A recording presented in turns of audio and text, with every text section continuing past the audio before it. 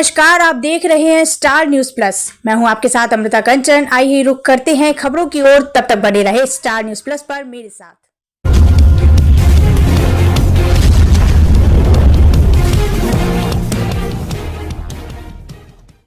जिला स्तरीय रबी उत्पादन गोष्ठी का हुआ आयोजन।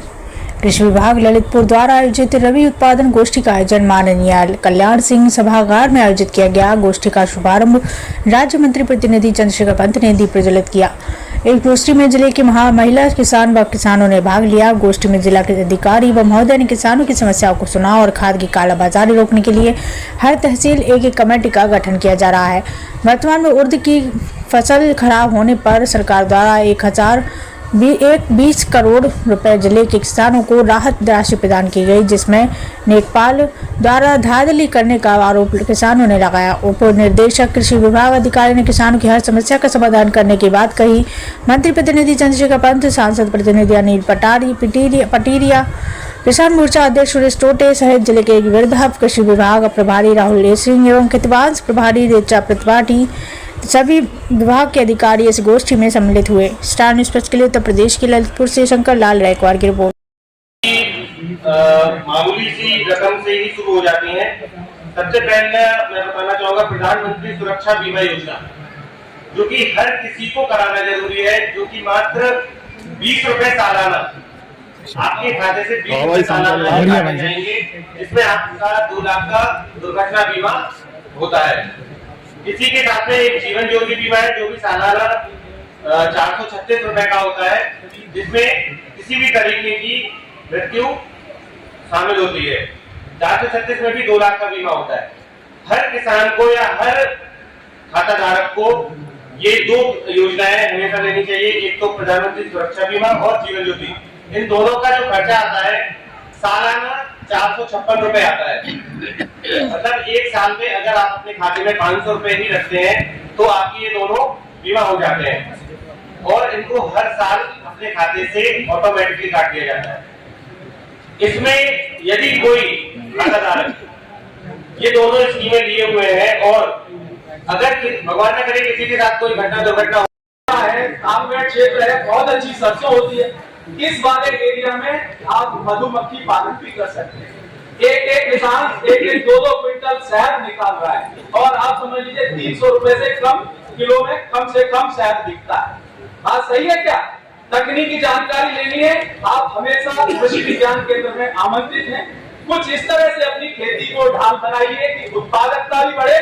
उत्पादकता तभी बढ़ेगी जब आप मिट्टी का स्वास्थ्य, अच्छा बीज, पानी के अनुसार, उपलब्धता के अनुसार, सिंचाइयों के अनुसार आपकी फसल प्रणाली होनी चाहिए। ये नहीं है कि अब उर्दा आपने 10 एकड़ जमीन थी, 10 एकड़ में उर्दा लगा दिया, अब उर्दा सब फेल हो।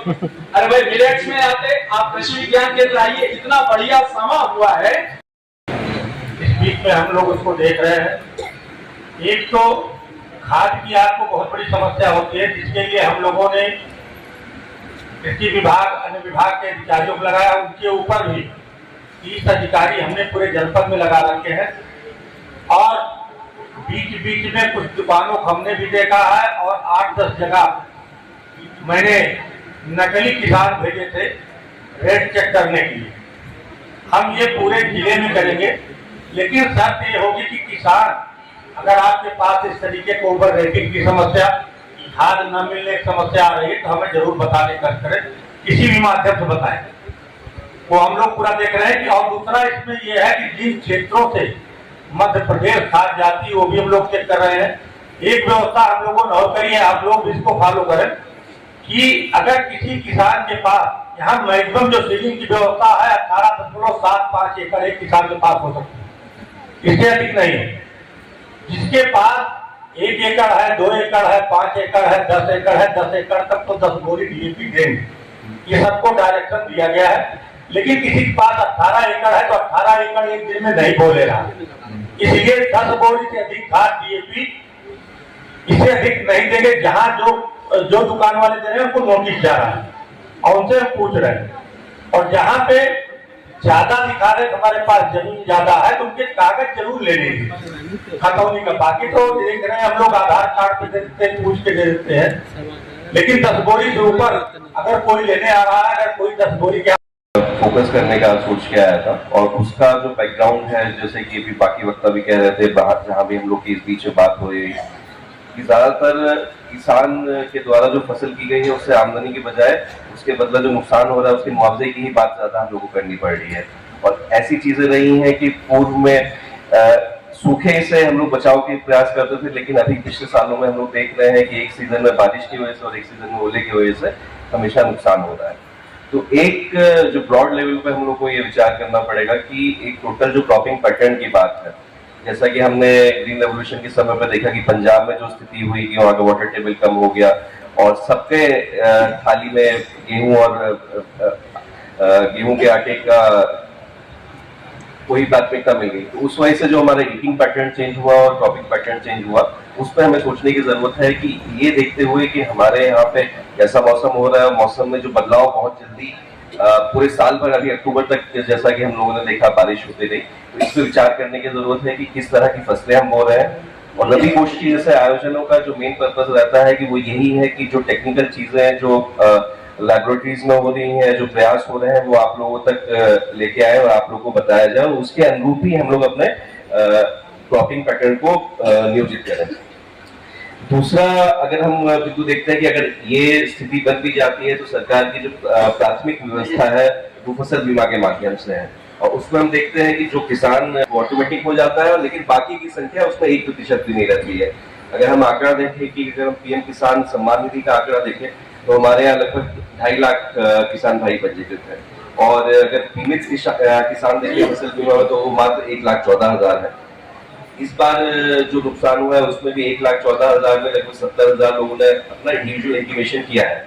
तो एक बार देखते हैं कि 60 से 70% किसानों ने इंडिविजुअल इंटीमेशन करने के माध्यम से भी अपना दर्ज कराया है और उसमें लगभग 65,000 का सर्वे हो गया है। तो एक जो प्राथमिक व्यवस्था है, मेरा किसान भाई हैं हमारे, वो भी फसल बीमा की व्यवस्था से जुड़े और इस महीने के एंड तक जो इस बार की फसल बीमा की जो धनराशि होगी वो जनपद में प्राप्त हो जाएगी। तो उससे वो देखते हुए बाकी लोग जो नॉन केसीसी वाले हैं वो संख्या हमें बढ़ाने की जरूरत है। इसके साथ कई बिंदुओं पे जब मैं यहाँ पे आया था हमारी बात हो रही थी, तो आप लोग को ये सूचित करना चाहूंगा कि इसको मिक्स ना करते हुए जो किसान दिवस का आयोजन आज हमारे यहाँ साथ में हुआ था, किसान दिवस का आयोजन हम लोग पृथक से, जिसमें यह एक विस्तृत रूप से हम और चीजों पर चर्चा कर सके और आज का हमारा जो आयोजन है वो फोकस किया जा सके जो हमारे साइंटिस्ट हैं, जो हमारे टेक्निकल एक्सपर्ट्स हैं, उनके द्वारा जो नई नई चीजें हो रही है और जिस तरह से आप लोग को अपना एक पूरा पैटर्न चेंज करने की जरूरत है उसके बारे में हम लोग यहाँ पे चर्चा कर सके और आप लोग में से कई लोगों से फिर कल मुलाकात किसान दिवस के दौरान होगी। बहुत बहुत धन्यवाद।